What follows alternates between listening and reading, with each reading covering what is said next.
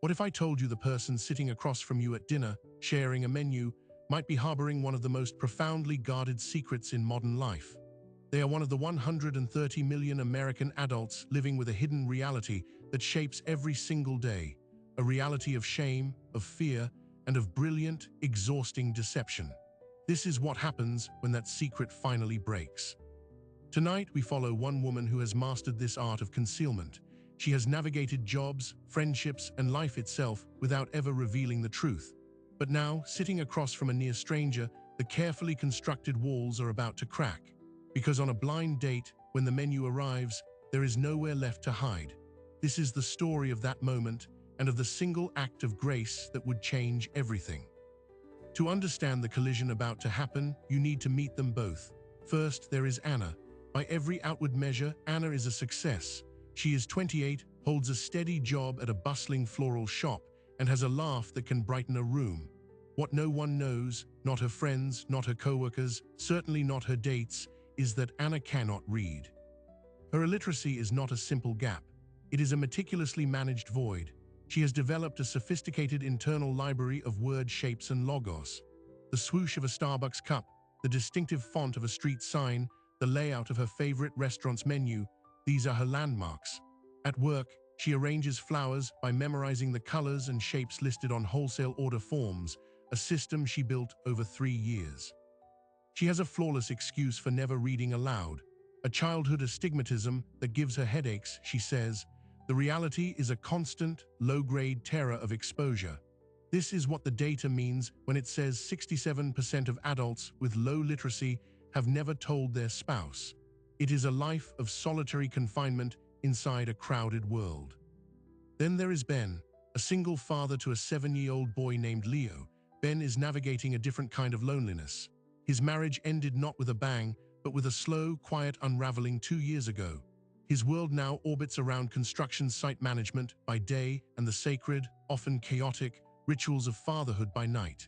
He is pragmatic, observant, and carries a quiet empathy forged from his own recent rebuilding. His sister, hopping to pull him from his careful routine, convinced him to try a dating app. Just one date, she'd insisted. Ben, more out of weariness than hope, agreed. For Anna, the decision to say yes to a blind date was an act of defiance against her own isolation. The profile was charming, his messages kind, but the logistics sparked immediate panic. She could not risk a trendy restaurant with a handwritten, seasonal menu. She spent an hour researching online, cross-referencing photos on review sites until she found a classic Italian place. She knew its menu would be predictable, pastas with familiar names like fettuccine alfredo and spaghetti bolognese. She could memorize the layout, guess the price column, and order by pointing. It was a plan, fragile but functional. She told herself she could get through one dinner. The night arrived. Anna stood before her mirror, practicing a calm expression. Her mind was a vault of rehearsed scripts. "I'm not that hungry," she could say. "Oh, I always get the chicken parm." She applied a final touch of lipstick, her hand steady only through sheer will. Across town, Ben was helping Leo finish a school project on volcanoes, baking soda and vinegar, creating a messy, joyful eruption on the kitchen table. He felt a pang of guilt leaving for the evening, a feeling Leo dismissed with a wise beyond his years shrug. "You should have fun too, Dad." The restaurant was all warm wood and soft lighting. They found each other at the host's stand, a flash of mutual recognition from profile pictures, a nervous smile. The first few minutes were a delicate dance of small talk. Ben was immediately struck by Anna's sharp wit, the way her eyes crinkled when she smiled. Anna was disarmed by his calm presence, the way he listened instead of just waiting for his turn to talk. For a fleeting moment, she almost forgot the dread coiled in her stomach. Then the server arrived with 2 large leather-bound menus. The world shrank to the object in her hands. It was not the menu from the photos. It was a new, chef's-inspired seasonal menu. The font was an elegant, swirling cursive. The descriptions were elaborate prose about heirloom tomatoes and foraged mushrooms. Every word was a meaningless, terrifying glyph. Her blood went cold. The carefully memorized map in her mind was now a blank page. Her heart hammered against her ribs, a frantic drumbeat of pure fear. She stared at the page, her vision blurring, the elegant script swimming into an indecipherable ocean of ink. Ben, noticing her sudden stillness, her paling complexion, gently asked, "See anything you like?" The question was a cliff's edge. Anna's entire life of concealment balanced on the tip of her tongue. The shame was a physical weight, crushing and hot. She could make an excuse, fake a sudden illness, and flee. It's what she had always done. But something about Ben's kind, open face in the candlelight made the thought of another retreat, another lonely night protecting this secret, feel unbearable. The words came out in a choked whisper, barely audible over the clatter of the restaurant. I can't read this." She didn't look up, her eyes fixed on the damning menu. "I can't read any of it." The confession hung in the air, a raw, naked truth she had never spoken to another living soul. She braced for the confusion, the pity, the inevitable awkward end. This was where the date, and perhaps any connection, would fracture. She had finally reached the limit of her deception. In the suspended silence that followed her confession, Anna was already scripting her escape. She waited for the polite retreat, the end of the evening, the return to her life of careful walls. But Ben did not look shocked or pitying or confused. He looked thoughtful. Then, without a hint of awkwardness, he picked up his own menu and said, "You know, I've got a weird thing. I actually love saying food names out loud. It's a quirk. Do you mind if I just read the whole thing? It helps me decide." It was a lie, a beautiful, graceful, life-preserving lie. He began to read, his voice calm and steady, narrating the braised short rib with roasted root vegetables and the wild mushroom ravioli in a sage brown butter, as if he was simply thinking aloud. He didn't look at her with expectation. He didn't pause for her reaction. He just offered the words, transforming her shameful vulnerability into a shared, neutral moment. For the first time in her adult life, Anna didn't have to scramble, bluff, or hide. She could just listen. The relief was so profound it felt like a physical unclenching in her chest. When he finished, she whispered, "The ravioli sounds amazing." He smiled, closed his menu, and said, "Mine too." The date didn't end, it transformed. The pretense was gone. Over shared bruschetta, Anna began to talk, not about the weather or safe pop culture, but about the architecture of her secret life. She described the mental catalogue of logos and colors that guided her, the constant, low-grade hum of anxiety that was her normal. She told him about the florist shop, how she'd learned to identify every flower and greenery by sight and smell, creating a parallel, non-written system to manage inventory and orders. She explained the dance of avoiding written instructions, of always being the one to take the call instead of reading the note. Ben listened, not as a problem to be solved, but as a story to be understood. He asked questions born of genuine curiosity, not judgment. "How did you get through school?" She explained she'd been a master of diversion and copying, of feigning illness on reading test days, of developing a charming personality that made teachers look the other way. The system, she said, wasn't designed to catch someone as determined to hide as she was.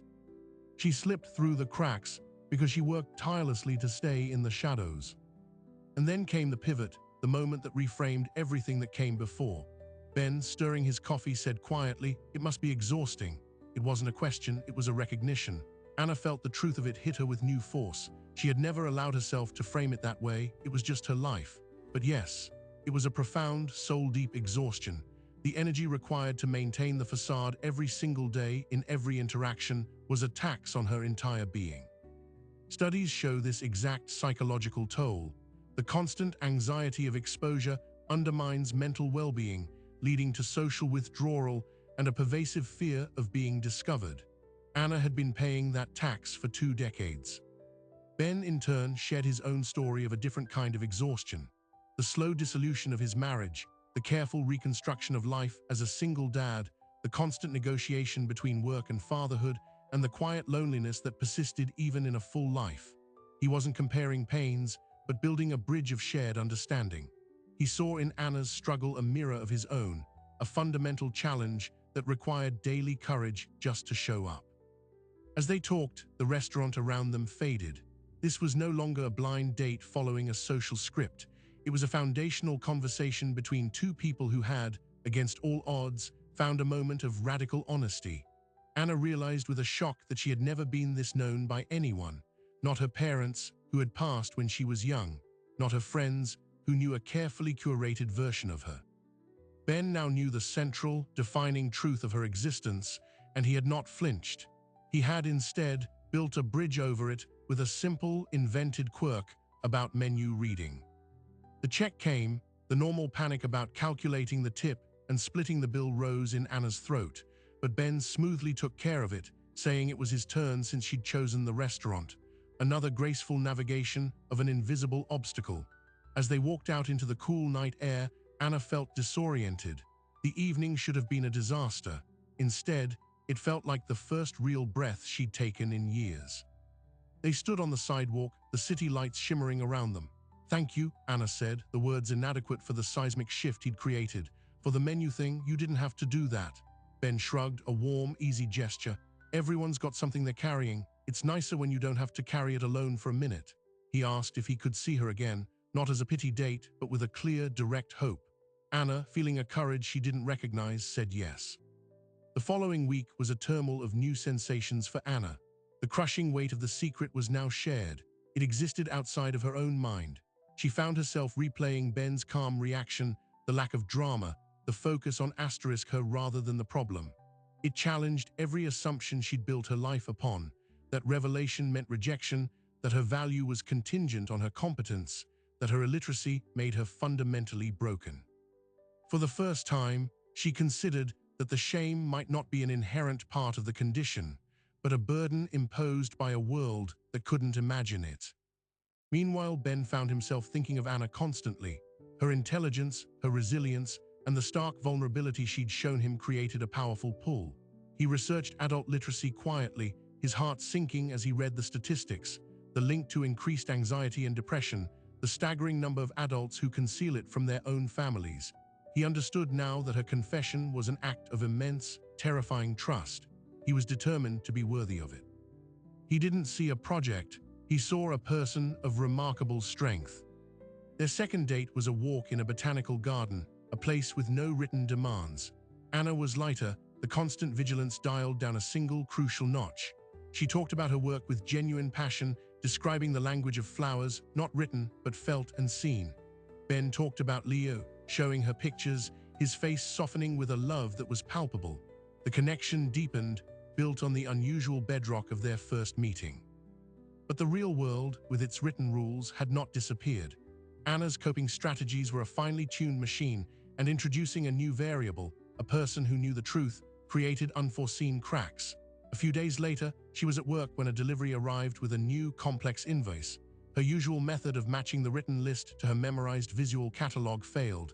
The descriptions were too vague. The panic rose, sharp and familiar. In the past, she'd have invented a reason to call the supplier, bluffing her way through. Now, for a fleeting second, she thought of texting Ben. The thought horrified her. She could not become dependent, a burden. The old fear roared back. "This is why you never tell. They get tired. You become too much work." She managed the situation alone, using a combination of guesswork and charm on the phone, but the incident left her shaken. It was a stark reminder that Ben's kindness in the restaurant didn't erase the daily, practical minefield of her life. The economic stakes were real.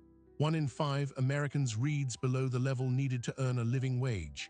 Her job at the florist was precarious, a house of cards built on memory and instinct. One misread order, one missed written warning could topple it. Simultaneously, Ben was facing his own complications. He introduced Anna to Leo during a casual Saturday afternoon at the park. Leo, with the blunt honesty of a 7-year-old, asked Anna why she didn't read the signs to him about the pond ducks. Anna, caught off guard, fumbled with her bad eyes excuse. Ben saw the flicker of fear in her eyes, the reversion to the old mask. Later, he gently asked if she wanted to think about how to handle such questions with Leo. The question, though well-intentioned, felt to Anna like an assignment, a new performance to manage. The easy connection of their early dates now faced the friction of integrating into a real, messy life with a child. The tension was no longer about whether the secret would be revealed. It was about what happened after the revelation. Could a relationship built on such an asymmetrical vulnerability actually survive the mundane pressures of daily life? Anna's greatest fear, that she was a burden, too complicated, too damaged, began to resurface, amplified by the very real challenges now appearing. Ben, for his part, wrestled with how to be supportive without being patronizing, how to help without taking over, how to love someone without trying to fix them. The turning point came 3 weeks later. Anna was offered a promotion at the flower shop to assistant manager. It came with a raise, more responsibility, and crucially, the requirement to handle all written orders, emails, and inventory spreadsheets. It was an impossibility. It was everything she had worked for, dangled in front of her like a cruel joke. She had to give an answer in 2 days. That night, over dinner with Ben, the facade finally cracked. The stress, the hopelessness, the sheer injustice of it poured out. "I'm so tired of being left behind by my own life," she said, her voice breaking. Ben listened, then asked a question that changed the trajectory of everything. What if you didn't have to be? He wasn't offering to do the work for her. He was pointing to a door she had never allowed herself to approach. What if the thing you've been hiding from your whole life is also the thing you could actually change? He told her about local adult literacy programs, about tutors, about people who learn to read every single day. He framed it not as a deficiency to be corrected, but as a skill to be acquired, like the floral arranging she had mastered. Anna was silent, paralyzed by a new kind of fear. The fear of the secret was familiar. The fear of trying and failing, of confronting the monster directly and losing, was terrifying in a completely different way. All her energy had been poured into concealment. The idea of redirecting that energy toward learning felt like dismantling her life's work. What if she tried and couldn't do it? What if it confirmed every negative thing she believed about herself? She left that dinner in a state of profound conflict. The promotion decision was a deadline, but Ben's suggestion was a seismic life choice. To say yes to learning meant publicly stepping out of the shadows she had lived in for 28 years. It meant admitting her need, not just to one kind man, but to strangers, to a system. It meant risking the very identity she had constructed, the capable, independent woman, and embracing a period of being a beginner, a student, in the most fundamental way. As she lay awake that night, the two paths crystallized before her.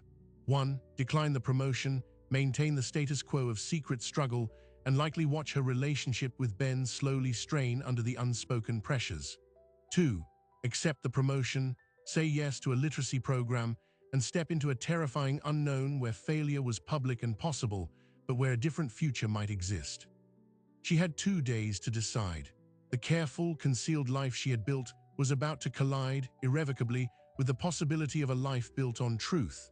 And the weight of that choice was about to pull not just on her, but on Ben and the fragile, beautiful connection they had built over a shared menu. The easy grace of that first date was over. Now came the hard part. Anna did not sleep for those 2 days. The offer letter sat on her kitchen table, a simple piece of paper that felt like a verdict. She stared at the signature line, a blank space she could not read, waiting for her name. Every instinct, honed over a lifetime of self-preservation, screamed at her to decline, to stay safe in the known struggle. But another voice, quieter but persistent, a voice that sounded suspiciously like Ben's calm reassurance, asked a terrifying question. What if you're not just hiding from the world, but from your own potential? On the morning of the deadline, she did something extraordinary. She called her boss and, with a voice she forced to be steady, accepted the promotion. Then, before the terror could reclaim her, she found the number for the city's Adult Literacy Coalition and made a second call. The woman on the phone was kind, matter-of-fact. She explained the assessment process, the one-on-one tutoring, the commitment of several hours a week. Anna wrote down nothing. She memorized the address and the time for her first appointment, repeating it in her head like a mantra. She was stepping off the cliff.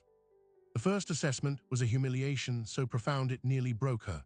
Sitting in a small, brightly lit room at the public library, a gentle tutor named Elena asked her to read from a child's picture book. The letters, big and bold, refused to coalesce into meaning. Her face burned with a shame she hadn't felt since grade school. This was the public confirmation of her secret failure. Elena, seeing her distress, stopped. "This isn't a test of who you are," she said softly. "It's a map of where we start. Everyone starts somewhere." It was the first lesson, separating her worth from her skill. It was harder than any phonics drill. Simultaneously, the new responsibilities at work descended. Spreadsheets were hieroglyphics.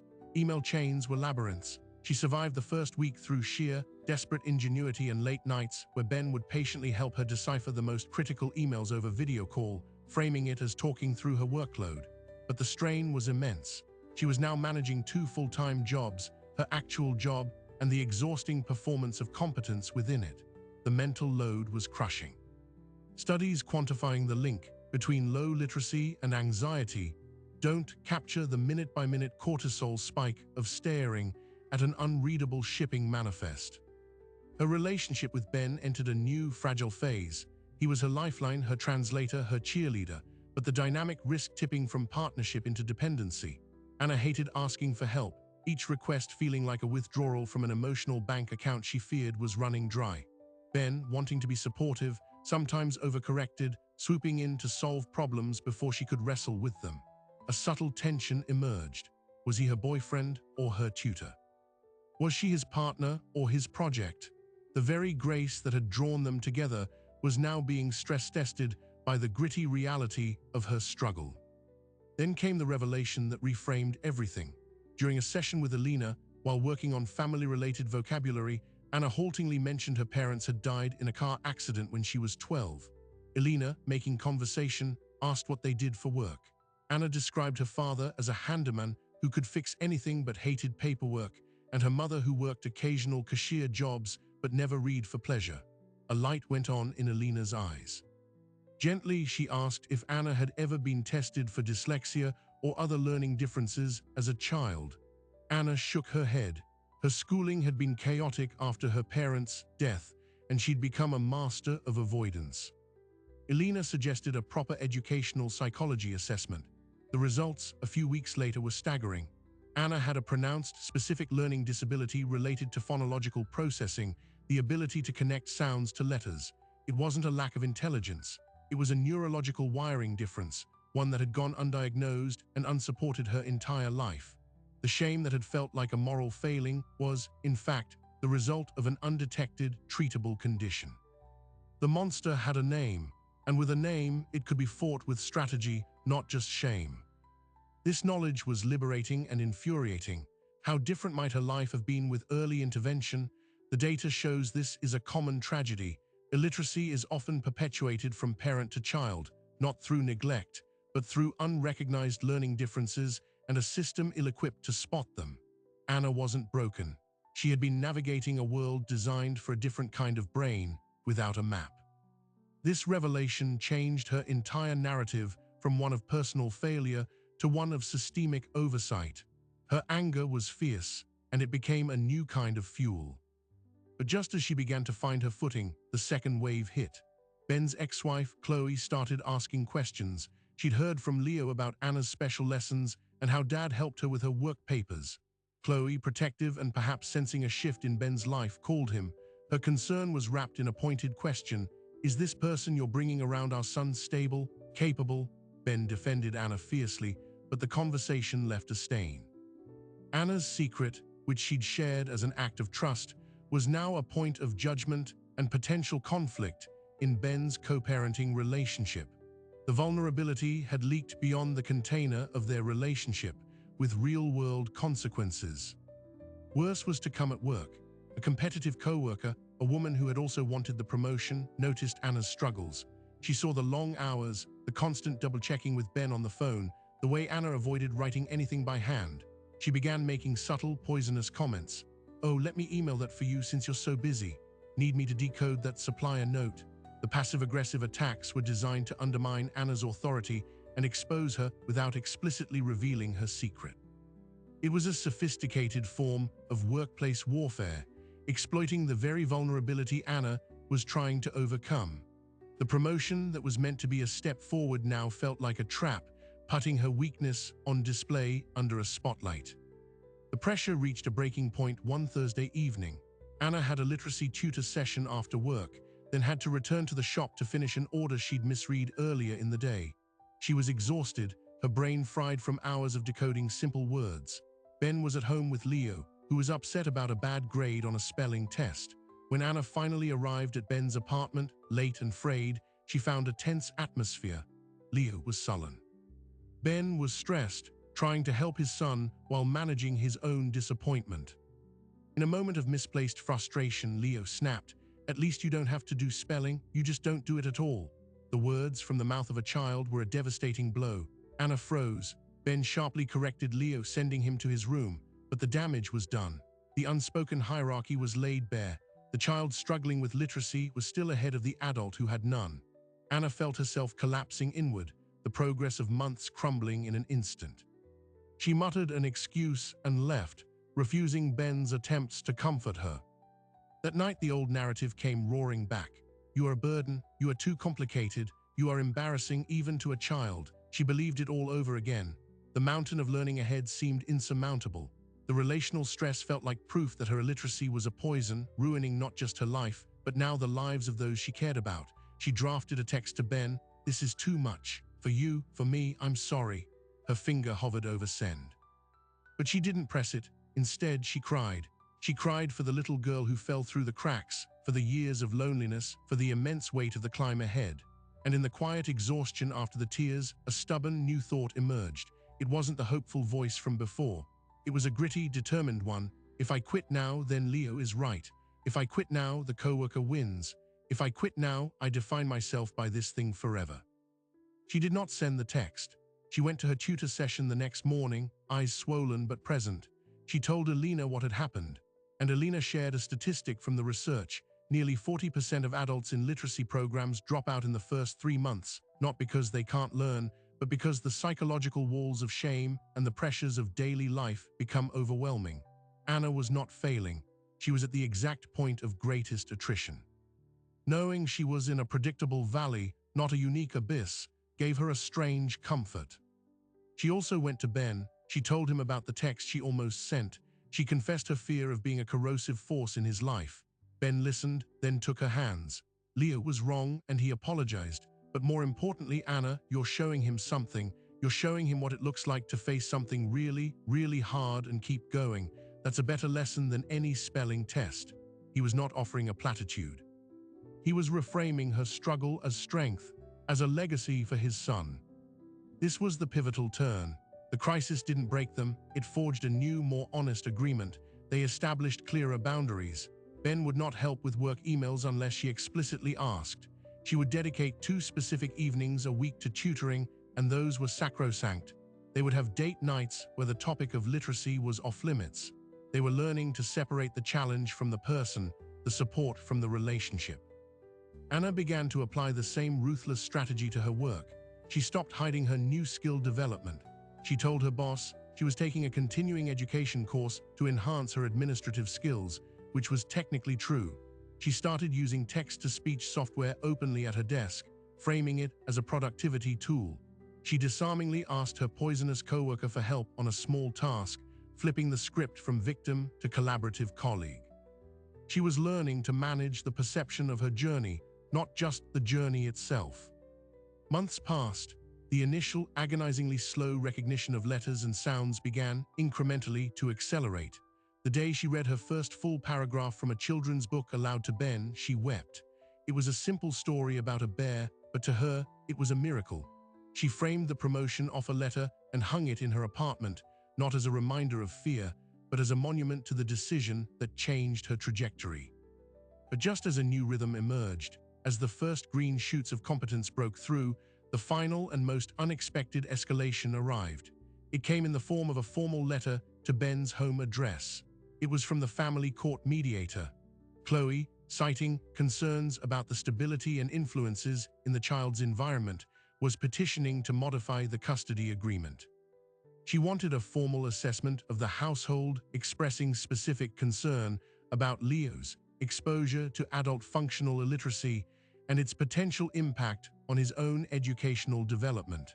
She used the term functional illiteracy like a weapon. The secret was now a legal point of contention. Anna's private struggle was about to be dissected in a court-ordered report. The stigma she had fought so hard to manage internally was being wielded as evidence against Ben's fitness as a father. This was no longer about personal shame or workplace politics. This was an institutional validation of her deepest fear, that her condition made her a detriment, a danger, to the family she had come to love. The battle for her own future had just collided, catastrophically, with the future of the people most important to her, and the outcome was entirely out of her hands. The court summons was a physical blow. Ben held the paper, his face ashen. Anna read the look, not the words. "It's about me," she stated, a cold certainty settling in her stomach. For Ben, this was a brutal invasion into his parenting. For Anna, it was her worst nightmare weaponized, her condition framed not just as a personal struggle, but as a contagious defect, a threat to a child's future. The private battle was now a public record. And the first step was a mandatory evaluation by a court-appointed family therapist. The week leading up to the appointment was a special kind of hell. Anna's hard-won confidence evaporated. She was sure the therapist would see only the deficit, the brokenness. Ben was furious at the intrusion, but also terrified of losing time with Leo. They rehearsed nothing. There was no script for this. They could only be who they were, flaws and all, and hope it was enough. The therapist's office was quiet, neutral. Dr. Vance was a woman in her 50s with a calm, observant demeanor. She interviewed them together, then separately. She asked Ben about his parenting, his relationship with Chloe, his assessment of Anna's role in Leo's life. She asked Anna direct, unflinching questions about her literacy, her childhood, her goals. Anna answered with a raw honesty she hadn't known she possessed. She didn't minimize. She explained the learning disability, the tutoring, the daily grind. She spoke of her love for Ben and Leo, not as a claim, but as a fact. Then Dr. Vance met with Leo alone. Afterwards, she called in Ben and Anna together. Her assessment was not what any of them expected. "Leo," she began, "is a bright, well-adjusted boy who feels secure and loved in both homes. He is aware that Anna is learning to read as an adult. His comment about spelling was, in his words, a really mean thing I said when I was mad. He told me he thinks it cool that Anna goes to school like he does." She paused, looking at Anna. "He also told me you help him with his art projects, that you taught him the names of every flower in his mother's garden, and that you're the best at making funny voices during story time when Ben is reading." She allowed a small smile. "The court's concern is about environment and influence. What I see is a child who is witnessing resilience. He is observing an adult model perseverance, humility, and the courage to ask for help. These are not detrimental influences. They are foundational life skills." The report Dr. Vance submitted to the mediator was unequivocal. It stated that Anna's ongoing efforts to address her literacy did not constitute a risk. They demonstrated personal responsibility and growth. It noted that Ben provided a stable, loving home and that co-parenting communication, not Anna's presence, was the area requiring work.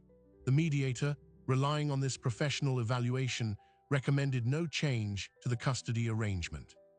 Chloe, faced with the objective report and the mediator's stance, reluctantly withdrew her petition. The relief was tidal, washing over them both, but it left a residue. The ordeal had exposed a fundamental fracture in Ben and Chloe's co-parenting relationship. In the aftermath, Ben requested, and Chloe agreed to, a series of parallel parenting counseling sessions. They needed to learn to separate their personal histories from their shared responsibility for Leo. Anna, while not part of those sessions, supported Ben's decision. She understood that for this blended life to work, every relationship needed a foundation of respect, even the difficult ones. Freed from the legal threat, Anna's progress in her literacy program began to accelerate. The mental energy once consumed by fear of exposure was now channeled into learning. Within a year of that first assessment, she could read middle-grade chapter books. She could write coherent emails. She still used assistive technology, but now as a tool, not a crutch.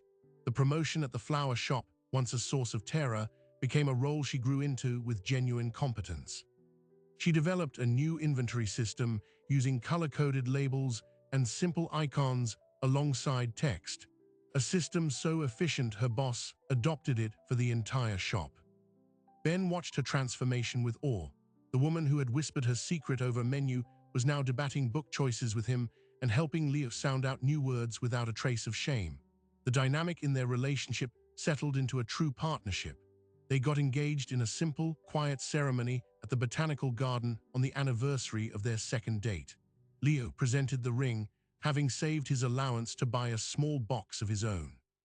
But the most profound change was internal. The shame that had been Anna's constant companion for 28 years did not vanish, but it lost its power. It was replaced by a hardened self-respect. She understood now that the stigma of illiteracy was a social construct, one that could be dismantled by visibility and honesty. This understanding led her to the final, surprising turn in her journey. She began volunteering with the same literacy coalition that had helped her. At first, she helped with administrative tasks she could now handle. Then, tentatively, she started speaking to new students in the program. She shared her story, not as a tragedy, but as a case study in navigating a hidden disability. She showed them her framed promotion letter. She talked about the court evaluation. Her presence as a successful, articulate adult who had walked the same path was more powerful than any tutor's lesson. She became a living rebuttal to the internal voice that told every new student they were alone and hopeless. One evening, after a particularly emotional sharing session where a man in his 60s broke down admitting his secret to her, the program coordinator approached Anna. "We've never had a peer advocate like you," she said. "The dropout rate in our first-term cohort has fallen by half since you started. Would you consider a part-time position? We could train you as a certified peer support specialist." Anna, who had once been unable to read her own job offer, was now being offered a job to help others find their way out of the shadows. She accepted. Today, Anna's life is unrecognizable from the one she led before that blind date. She is the assistant manager of the floral shop and a part-time peer support specialist for the city's adult literacy network. She and Ben are married. Leo, now 9, proudly tells his friends his stepmom teaches adults how to read. The relationship with Chloe is cordial, if not warm, built on a mutual commitment to Leo's well-being.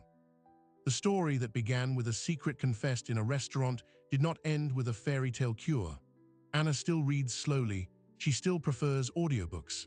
The neurological wiring of her dyslexia remains, but the prison of shame has been dismantled, brick by brick, through an act of grace, relentless effort, and the transformative power of being truly seen.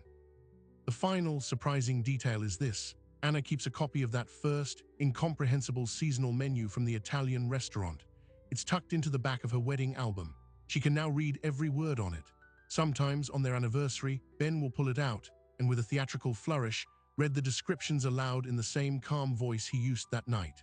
They laugh now at the absurdity and the beauty of it. He no longer has to pretend to love saying food names out loud. But he does it anyway as a reminder that sometimes the most ordinary act, sharing a menu, can become the first sentence of a new life, and that the bravest answer isn't always a grand gesture, but a simple, life-changing yes to sharing a table and the truth that comes with it.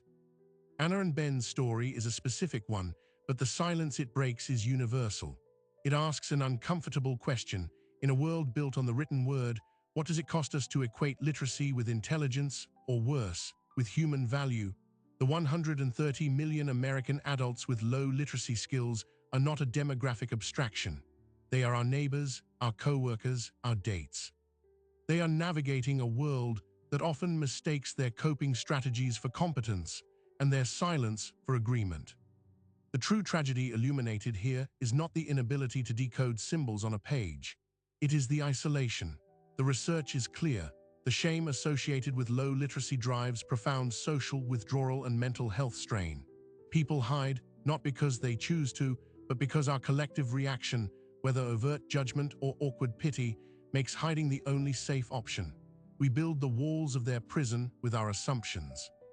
Ben's instinctive response on that first date did something revolutionary. It de-escalated shame.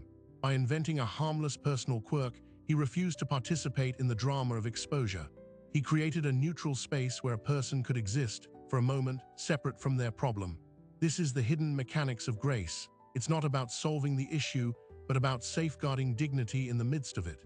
That single act didn't teach Anna to read. It gave her a reason to believe that learning might be possible, because someone had looked at her secret and seen a person, not a flaw. This story reframes illiteracy from a personal failing to a shared social responsibility. It challenges the systems, educational, professional, even familial, that allow people to fall through the cracks and then stigmatize them for landing in the shadows. Anna's journey from concealment to advocacy shows that the solution isn't just in tutoring rooms, but in changing the cultural narrative. When we stop seeing illiteracy as a mark of ignorance and start recognizing it as a hurdle that millions are silently, exhaustedly navigating, we open the door to real help. So the lingering question this documentary leaves is not about Anna or Ben. It's about you. It's about the moments in your own life where you might have encountered a similar hesitation, averted eyes, a mumbled excuse. Did you see a puzzle to be solved or a person to be met? The next time someone struggles to read a form in front of you, fumbles with a menu, or dodges a written task, remember this. The most powerful tool isn't your ability to read the words for them. It's your ability to offer a space where their struggle doesn't have to be a source of shame. Change begins not with grand pronouncements, but with the small, daily decisions to be a safe place for someone else's truth, to choose connection over correction, to see the person before the problem. That is how we dismantle the stigma, one gracious moment at a time. If this story resonated with you, if it shifted your perspective on a struggle often kept in the dark, then share it. Talk about it. Let's widen the circle of understanding. And consider this your invitation to join a community that believes in the power of empathy to rewrite hidden stories. Subscribe for more documentaries that explore the human spirit in all its complex, beautiful resilience. Thanks for watching.